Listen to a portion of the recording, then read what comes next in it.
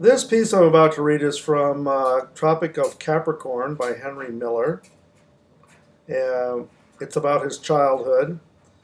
Apparently, when he was 9 or 10 years old, he was staying the summer with his aunt, and in a kind of wild rock fight with some other kids, he believes he killed a boy, hitting him in the head with a rock.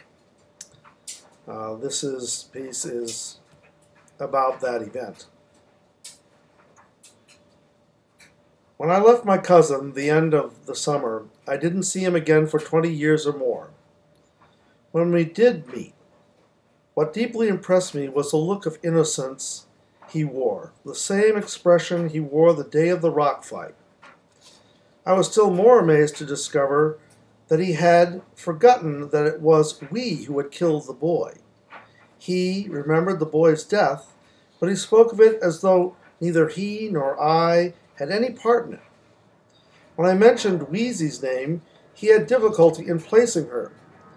"Don't you remember the cellar next door, Joey Castlebaum?" At this, a faint smile passed over his face. He thought it extraordinary that I should remember such things. He was already married, a father, and working in a factory, making fancy pipe cases. He considered it extraordinary to remember events that had happened so far in the past.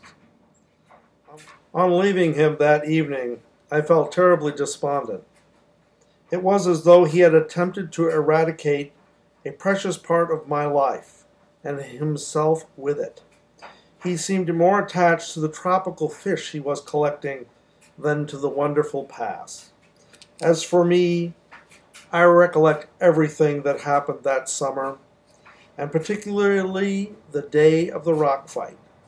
There are times, in fact, when the taste of that big slice of sour rye which his mother handed me that afternoon is stronger in my mouth than the food I am actually tasting, and the sight of Wheezy's little buds almost stronger than the actual feel of what is in my hand.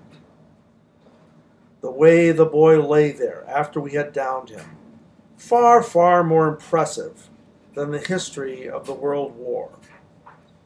The whole long summer, in fact, seems like an idyll out of the Arthurian legends.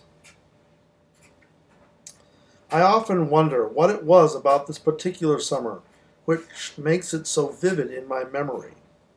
I have only to close my eyes for a moment in order to relive each day. The death of the boy certainly caused me no anguish. It was forgotten before the week had elapsed.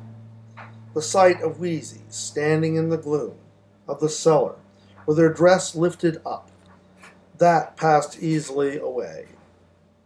Strangely enough, the thick slice of rye bread, which his mother handed me each day, seems to possess more potency than any other image of this period. I wonder about it. I wonder deeply.